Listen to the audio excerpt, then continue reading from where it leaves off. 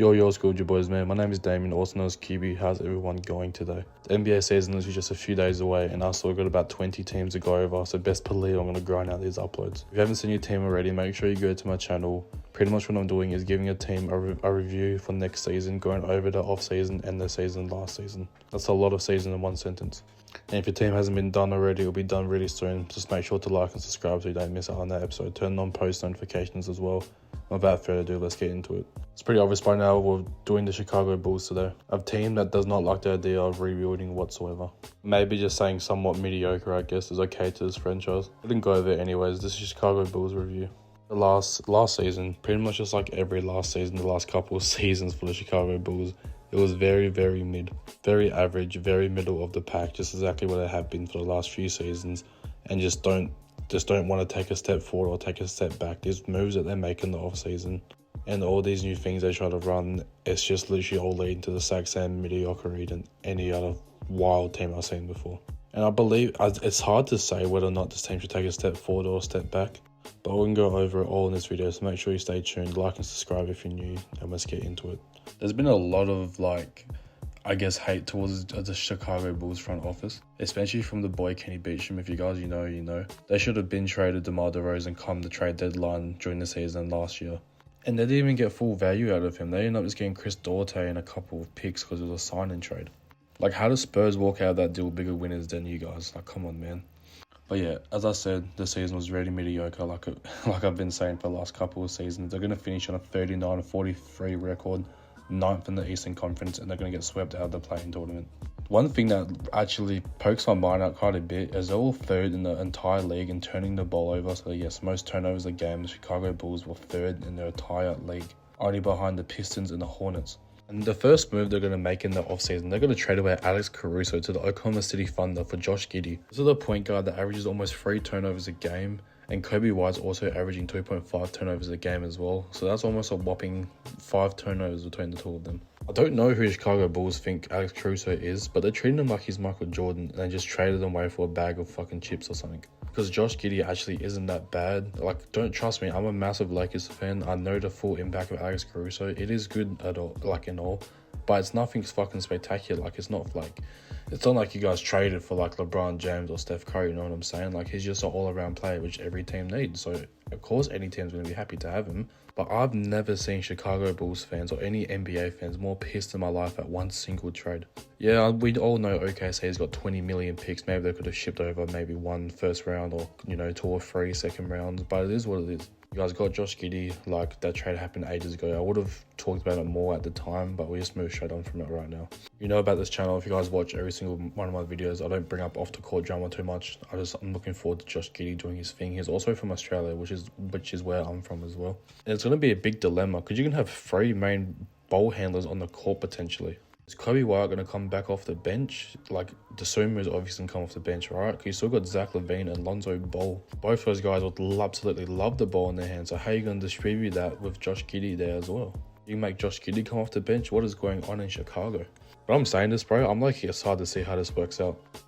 I can just imagine if you guys are a fan, you guys will be a bit more like on edge about it. But you guys have got somewhat of a decent squad right now. You guys will be pushing for another playing spot once again. Love to see it. No, but being for real though, this team actually has a chance of maybe clinching a 6th seed. I don't want to raise expectations way too high, but having Lonzo Ball back and the fact that he looked so healthy as well in just 10 minutes the other day, had a plus 16 on the court and shot great from the field, and he was hustling, bro. That play when he dived out of bounds into the other bench, that's just crazy, bro. Like, the fact that he's still able to do all of that after everything he's gone through. Just so good to see my man playing basketball again. I was a massive D rider when it comes to Lonzo Ball, because obviously he was drafted by my Lakers. I was very young at the time when he got drafted, so a little squeak of me was over the moon. I want to touch back on Josh Giddey and kind of like give my point of view to where he fits on the team. I guess there's a realistic lineup where you can run Lonzo, Zach LaVine, and Josh Giddey at the same time, with obviously maybe Josh Giddey being the 2. He looked really good in that 1-2 with Shai Gilgeous-Alexander when he was with OKC, of like sharing the ball and having equal amount of ball time, But you still got 2 all-star potential players right next to you. I'm not saying Lonzo's going to be an all-star like this year or anything, but he's been there. Well, he hasn't been there, but he's been you guys know what I mean. We just have to see what the coaching staff has planned for that. You guys are going to lose Andre Drummond though. He's going to walk to the 76ers on a cheeky 1-year deal.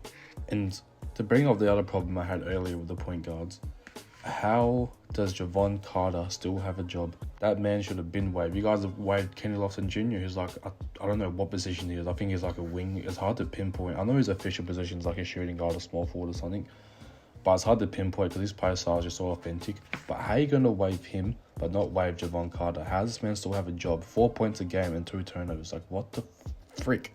That guard rotation is going to be crazy if he actually is playing, bro. Is the Swimmer going to have to play some 4? What the fuck is going on, bro? But hey, bringing up that door of Zion and Zach LaVine, they've only played 33 games together. Those brothers have won 24 of those games. Yes, 24-9 when Lonzo Ball and Zach LaVine played together on the court. And 7 of those games without DeMar DeRozan as well. So this is going to be really interesting to see. We have not seen this story together in a very, very long time, which explains why they've only played 33 games together. But me personally, as even a basketball fan, I want to see this back in action ASAP. I can't wait to watch him play for real. I keep bringing up the health of Lonzo Ball, but Zach LaVine is back healthier than ever as well after opting into having foot surgery after being talked about trade rumors to the Detroit Pistons. That is just absolutely diabolical that the fact is able to finesse his way out of that trade, because there's no way anyone was going to trade for Zach LaVine when he wouldn't be fully healthy to this time. This is all the way back in trade deadline, so back in January, February, they're talking about this. He's only just going to be ready for opening night. That's just crazy, bro. Having him back fully healthy is such a good thing for Chicago Bulls as well. I'm just really intrigued to see where this whole goes. Their preseason looked very, very good as well. Look like they're running some new plays on the offensive ends. I'm seeing a lot of flares. I've seen a flare for Lonzo. That's how he got open for one of his threes. And their rookie looks absolutely fantastic. You guys are going to be excited for Montez. Oh my gosh, I'm going to struggle so hard saying this. Montez Burles. I know what his name. I know of him. I just can't pronounce his name. I'm really bad at pronouncing names. Maybe I should have picked a different YouTube subject, right? But Montez looks absolutely fantastic. He looks like such a slasher. He moves so great for his size. It's just not this generational plays that we're seeing right now. They're just unbelievable to watch, especially him. And Chicago Bulls fans, you have to let me know what you think about him specifically if you made it this far into this video. And the thing that kind of warmed my heart, fellow Laker as well, Talon Horton-Tucker is going to fill your final roster spot after waiving Kenny Lofton. It's just great to see, considering his role pretty much just got snatched from him at the Utah Jazz and pretty much just caught the DNPs after DNPs. So I like to see Chicago Bulls give him a good chance as well, but obviously it fills in another guard spot where they're just absolutely fucking loaded on guards right now. But my final prediction for the Chicago Bulls next season, they got 39 wins, 43 losses. Can we flip that? Is that okay to ask? 43 wins, 39 losses? That's going to get you the 6th seed in the East for sure, bro. No, but for real, 47 wins. If you guys can get 47 wins, it's a successful season, and it's definitely a step up.